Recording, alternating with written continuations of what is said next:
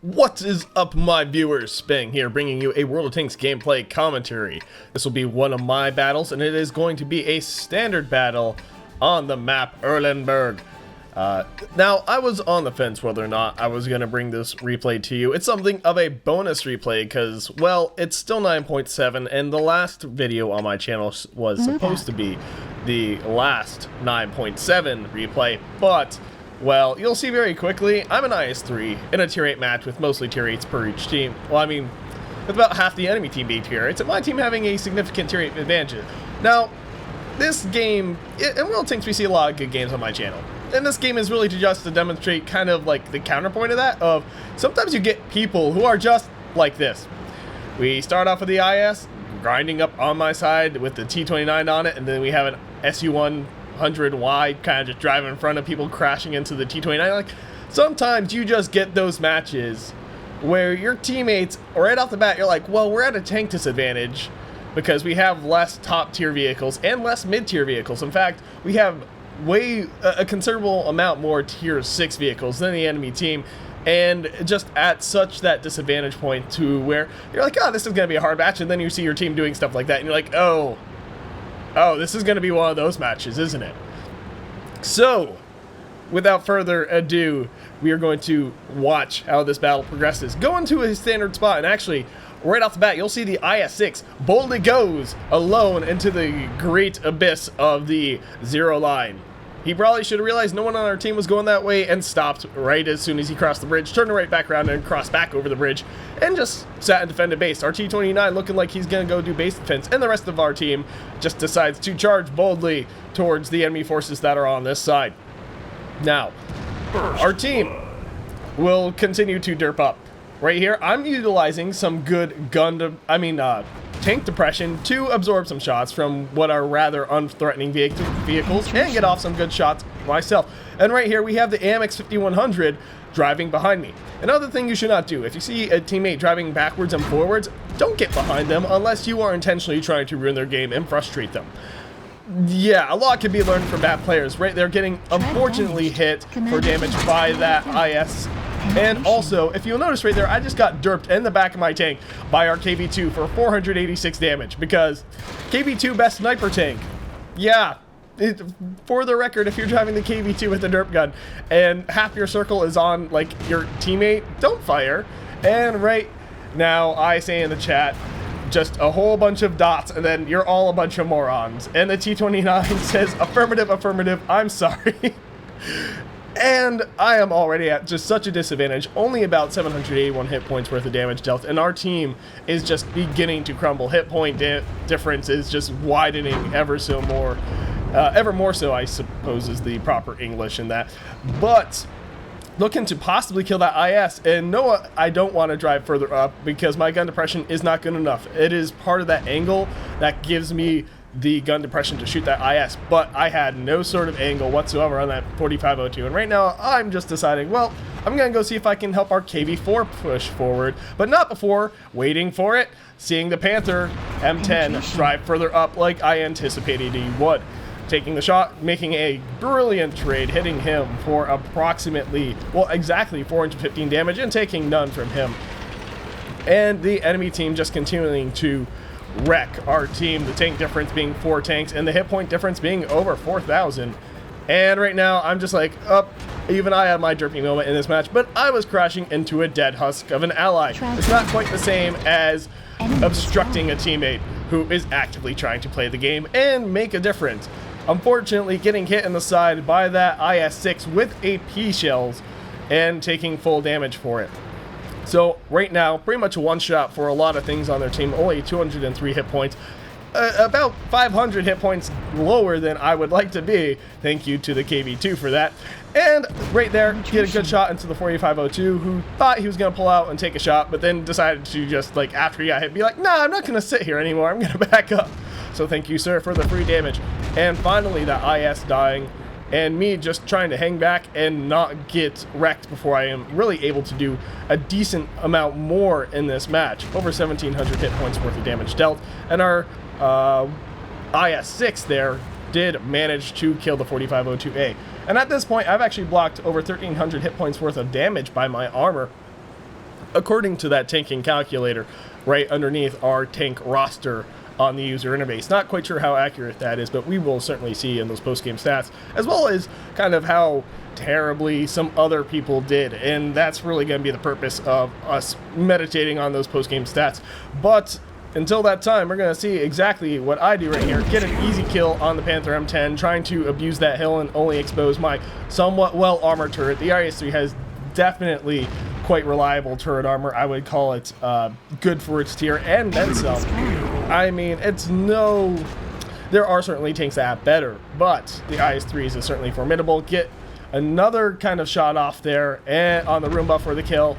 And right here, I will make a mistake. I do not leave my target appropriately, and thus I miss the Panther. But having him fired right there, and also seeing that he's just going to come right for me, I'm like, okay, I'm just going to back up, keep on coming around, keep on coming around. Oh, ricochet. Well, I won't do the same for you, sir. Right there, kill number 4, managing to do quite a little bit, but our team has pretty much given up the fight at this point and just gotten completely decimated. Trying to shoot at the enemy tanks crossing the bridge from the hill, being as exposed as they were, got completely overrun. And right now, I'm just like, you know what? Not even going to wait for it. Not even going to try and save this because there's no hope. The T-69 managing to destroy our 5100, who was sitting back out there in the open, and it sounded like he was shooting off blindly into our cap. And I'm like, you know what? Not dying for this team. I'm just going to drive off, maybe find artillery. However, spoilers, I won't.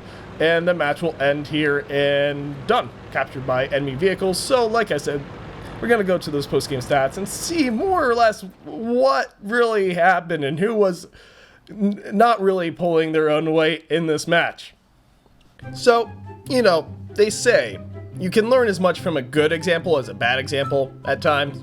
You know, in the military, they'll say, oh, you can learn as much about leadership from a good leader as a bad leader. It's the difference is, one is, you know, you should do this, and the other is you shouldn't do this. So right here, we kind of see what I was able to accomplish, and that was get a couple ribbons for my trouble, and maybe not suffer such a high repair bill, and all that good stuff. But it does look like that damage block by armor was more or less accurate, 1470 there, when all was said and done. After that Panther ricocheted a shot. But, so this match, let's talk about what did and what my teammates did and what you shouldn't do and why you shouldn't follow some of their examples. First of all, IS-6, if you're driving alone to a flank by yourself, like where you know there will be a good chunk of enemy forces, you might not want to go so far away from the rest of your team by yourself. Chances are pretty good you're just going to get overwhelmed before you can do anything. Where's that IS-6? There he is. Got 3 shots off, 1 hit. Nothing really happened for damage for him at all. Another thing. Watch where you're driving, people. Like, just be aware of your other teammates and where they're heading and what they might do based on the map. And don't drive up behind them when they are going up and down a hill to take a shot, then fall back under the hill so they can't get shot. Like that 5100 was doing to me. And at the beginning of the match, like, vehicles were clearly going in a certain direction. That T-29 should not have been grinding up on the IS. The IS should not have been grinding up on me. That SU-100Y saw with that T-29 driving in front of him. He should not have hit him. I mean, basic stuff. Just pay attention to where you're driving. And finally, if a friendly tank is in a good chunk of your aiming circle when you are firing from a distance, did I say friendly? Whatever. If I didn't say friendly, I meant friendly. I might have said enemy. My mind's playing tricks on me now. But regardless, you know what I mean. If there is a friendly vehicle in a good chunk of your aiming circle, you probably should think twice about taking that shot, because if they're about in a quarter or a third of it or half of it, that is approximately the chance. I mean, because there is a weird distribution sort of chart and percentage, but there is a chance you will shoot them, like the KV-2 shot me. Where's that KV-2? Mr. KV-2, and the 100Y wasn't even able to do anything. I mean, just look at these zero damage, zero contribution vehicles on our team. And our KV-2, who did get a good chunk of damage. He did pretty well for himself, but he also did nearly 500 damage to me, which significantly impacted how I played the game later. It caused me to be less aggressive, more of a second line tank, more concerned about, you know, trying to survive and only take shots that really were more beneficial to me rather than like being more aggressive, pushing into the enemy forces where we had the tank advantage. I mean, it was undisputable. Our vehicles were completely on one side of the map, and if we had all pushed as one force, we could have easily overwhelmed them, circled back to base, fired from the hills, protected our base, and made this a very simple win. But due to incompetence, just several incidents of incompetence by teammates, that was not happening. That did not happen, and instead we just got our butts kicked. So enemy IS-3 did pretty well for himself. Some of his damage was to me, if I recall correctly. And got the Borsig, the Roomba, definitely did pretty good for himself on the enemy team. I mean, just several accounts on the enemy team. Poor T-28, being the slow tank that he was, truly not able to get any damage. He tried. He fired 5 shots, 2 actually managed to hit, but he was just unable to get into the fight soon enough. Poor guy. And, I mean, on our team, vehicles that really should have been performing exceptionally well in this matchup, like our KV-4, not doing so hot. In fact, he died pretty viciously. And, I mean, 12 shots fired, 10 of them hit, 4 of them did not penetrate. I mean, by looking at his vehicle in the match, it certainly did not look like he had the upgraded gun. And that's unfortunate, for sure. And that's why you should always use free experience to upgrade your modules and your more important modules that are going to determine your effectiveness in a match. For medium tanks, a lot of the times that comes down to engines and mobility. But for heavy tanks and tank destroyers, things that aren't relying so much on moving quickly across the map, and honestly, in quite a lot of vehicles, even some medium tanks, upgrading your gun is almost always a priority. Because the sooner you can get to higher penetration, the better and more consistently you can do damage to the enemy team. So yeah, I typically will never use free XP to research the next vehicle, to research modules I consider of little consequence, like tracks. In fact, a lot of times I'll research tracks last, and I'll throw on like enhanced torsion bars or whatever the suspension may be for that vehicle to increase my weight limit so I can mount things like the better turret, like the better gun, and always just prioritizing. So this match certainly indicates a lot of don'ts rather than do's, and provides a great example of not how to play the game, of like not how you should play the game, but how you should not play the game. And that's kind of why I want to bring it to my channel instead. Like I said, I was on the fence. This was a 9.7 replay. It wasn't even labeled as one of the ones I should record for commentary, but after watching it, I was just like, it's something a little different. And not to hate on these players, like, really too much. I'm just saying, they're playing the game, and they're doing it how they know best. And I'm really just trying to put it out there so they can be better. So players like them can be better. Be like, oh, I've done that before. Maybe I shouldn't. And maybe I could be a better teammate and make the game more enjoyable for everyone. Because honestly, I don't mind if players are fighting well against me. I enjoy a good, hard-fought battle where the end result is close, where everyone's on even footing and everyone has a good idea what they're doing.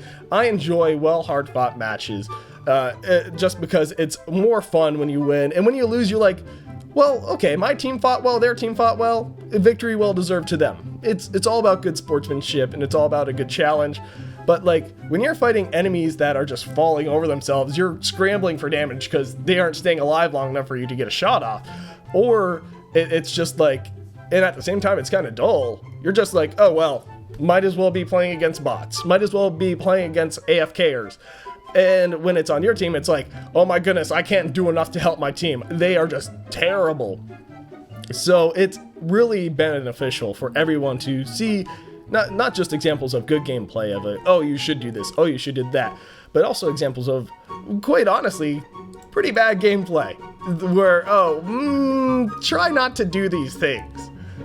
But rambling more than long enough, so 10 shots fired, 8 of 8 for penetrations, hits and penetrations, total damage just over 2,400, and hits received, well, we already know I tank some pretty good damage, and a little bit of damage due to my assistance, but not a whole lot driven. The IS-3, while a more mobile heavy tank, is not the most mobile heavy tank, and it's still a far cry from a medium vehicle. But all said and done, earned an okay amount of experience on loss, wasn't too upset about it.